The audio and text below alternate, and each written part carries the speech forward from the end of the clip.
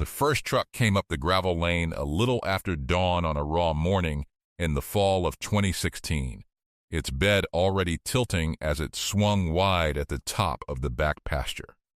It did not stop at the house. The hydraulics whined over the idling diesel, the tailgate banged open, and a load of raw wool slid off in a soft, heavy rush.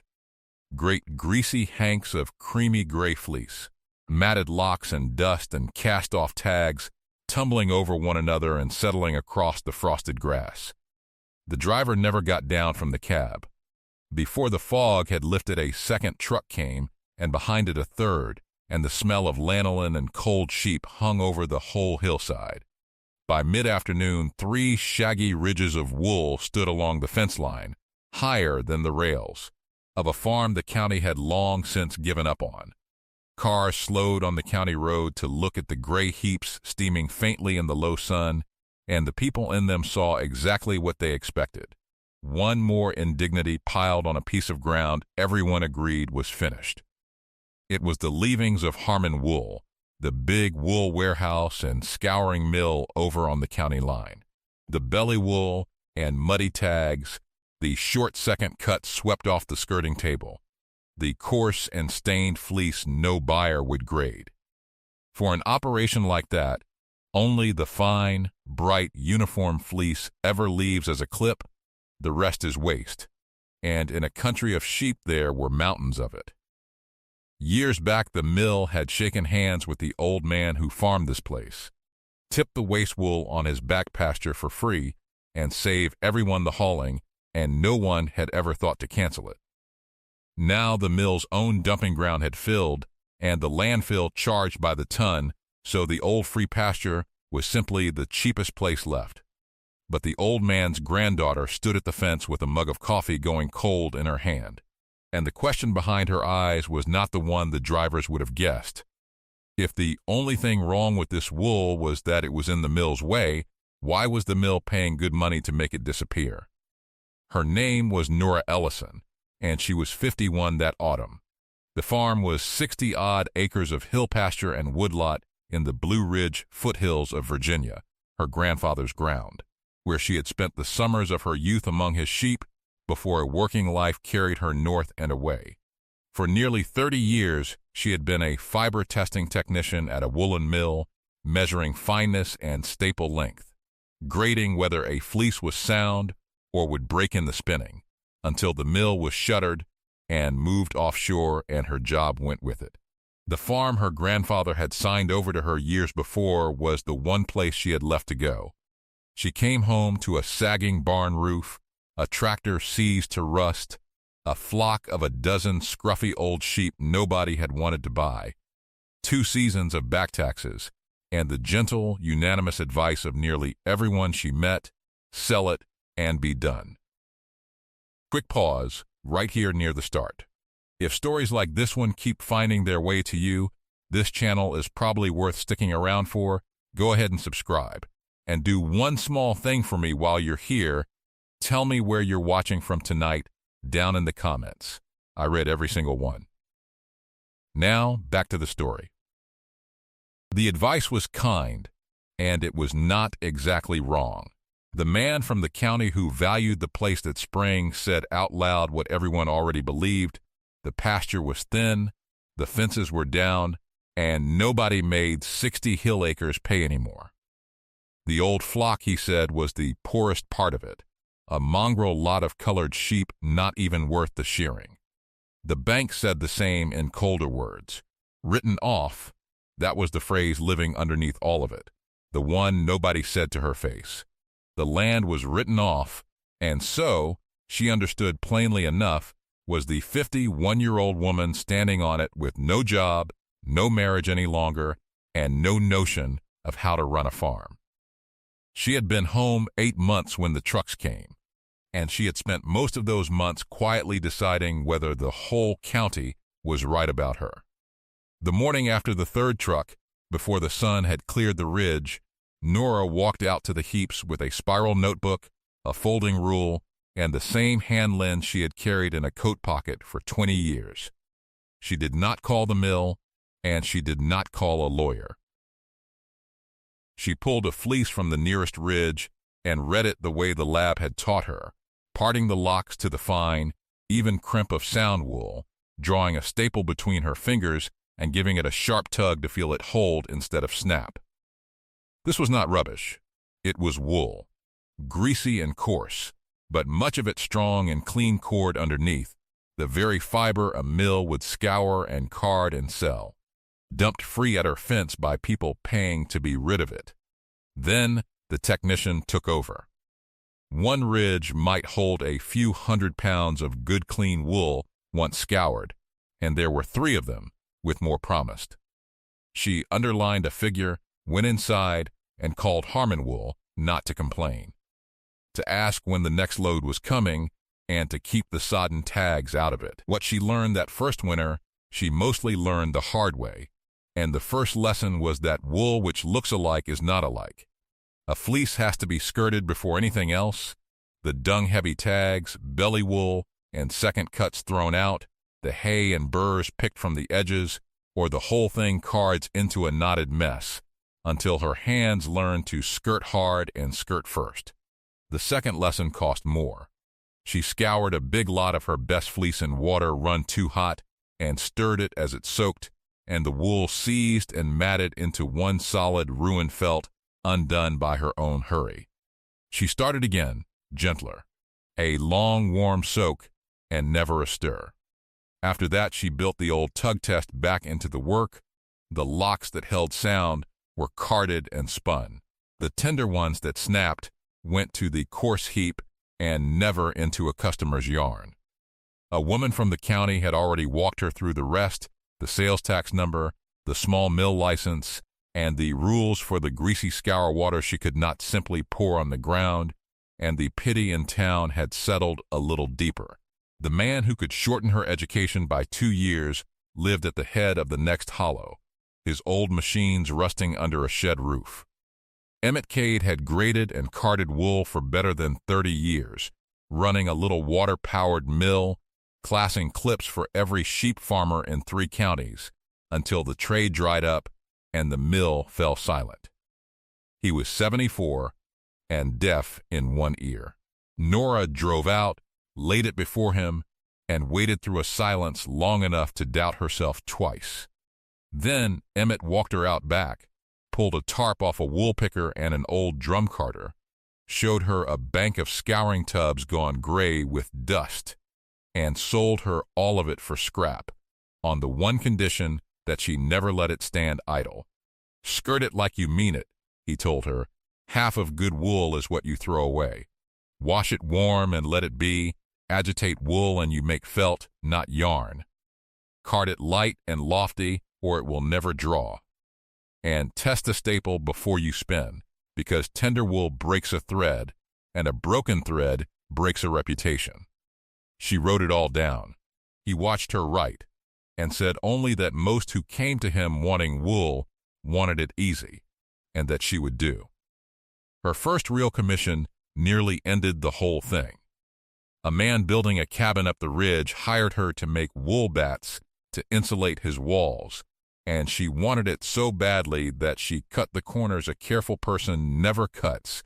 She scoured the wool fast and not quite clean, carded it thin to stretch it, and packed the bats tight to fill the order.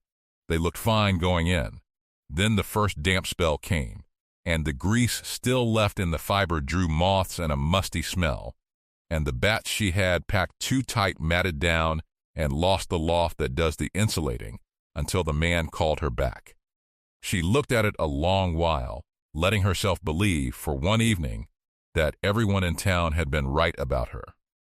The next morning she tore every bat out herself, scoured the wool until the water ran clean, carded it slow and lofty, and packed it light so the air it trapped could do its work. It never gave trouble again, and she made herself a rule as hard as any in the lab. Nothing she scoured or carded or spun left the mill unless it was clean to the core and sound, no matter how far behind the order had fallen. The turn in the whole business came out of the part she had been treating as garbage. Skirting the fleeces and culling the tender staple left her with heaps of the coarse stuff, belly wool, Short second cuts, stained and matted locks, piling up in the back of the barn, worth nothing to any spinner alive. She had half decided to compost the whole lot when a woman who grew vegetables for the farmers' markets asked, almost in passing, whether she had any raw wool to spare for the garden. Worked into a bed, the woman explained, it fed the plants for a whole season as it broke down, held many times its weight in rain against a dry spell, and turned the slugs back at the row's edge. Gardeners paid for it, and nobody local carried a scrap. Nora sold her the first sacks on the spot. Astonished, then a man from a plant nursery asked for all she could press into feed-sized pellets. Emmett, come by about a belt on the carter, picked up a lock of the coarse waste, rubbed it, and gave her the 2 words worth more than a week of yarn, sell that. She had been spending effort to be rid of the very thing 2 markets wanted. That winter she began pressing the coarse waste into garden pellets on purpose and working the rest into mulch mats and pot liners that sold off the farm stand. The finishing touch, the thing that set her wool apart, came off her own written-off ground. The waste wool from the mill was sound once she cleaned it, but it was commodity fleece, white, uniform, the same as every other mill's.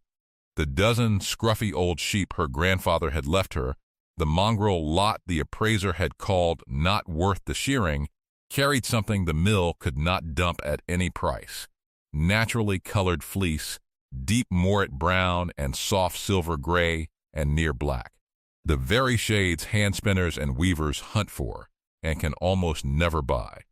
She began shearing her own small flock with care, sorting the colored wool by shade and spinning it into naturally colored yarn and roving that sold faster than anything else she made. The farm the whole county had written off was growing out of the scrub flock the county had written off twice over, the one ingredient all the white commodity wool in the valley could never give her. The second full season was the grind, and the grind did not photograph. It was a used skid loader bought at auction so she could move a pressed bale without wrecking her back. It was the scouring tubs replumbed through a settling tank to satisfy the county, a drying loft strung above the barn floor, and sample skeins hung along the mill wall so a buyer could feel the work before she bought it. It was carding wool on a Sunday with her hands moving over the fiber the way they had once moved across a testing bench. Through all of it the trucks kept coming, and the town kept being gentle to her face. Then, one bright afternoon late in the second year, Emmett Cade stood at her bench and drew a length of her new worsted yarn slowly between his fingers, feeling for the thin spots that break a warp. He pulled it end to end, and it held. "That'll spin," he said, the highest praise the man owned, and she got no farther than the mill door before she had to sit down on a wool sack a minute. The market found her the way it finds anyone whose thing is real, a little at a time, then all at once by word of mouth. Saturdays she sold roving and yarn off the farm to spinners and knitters, and before long the garden pellets the market growers could not keep on their own tables. One who stopped was a builder who put up timber cabins up on the parkway. He bought every wool batch she had and called that Thursday for a standing order. Wool people talk to wool people. By the next spring, she was filling weekly orders for 2 fiber shops and a green building supply that ran to 4 counties, moving garden pellets and mulch mats by the pallet through a string of nurseries who could not keep them on the floor, and turning out felted goods as fast as her hands would go.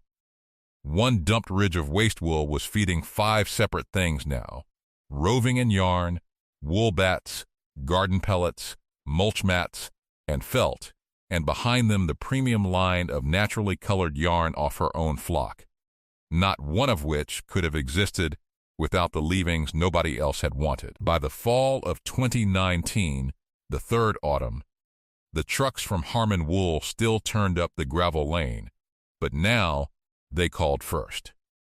The mill had worked out that its waste was worth something to somebody and had quietly begun to protect the arrangement, loads timed to her week, the sodden tags and matted lots screened out, and the good coarse fleece kept in, and a spoken understanding that the waste wool came to the Ellison place before anywhere else.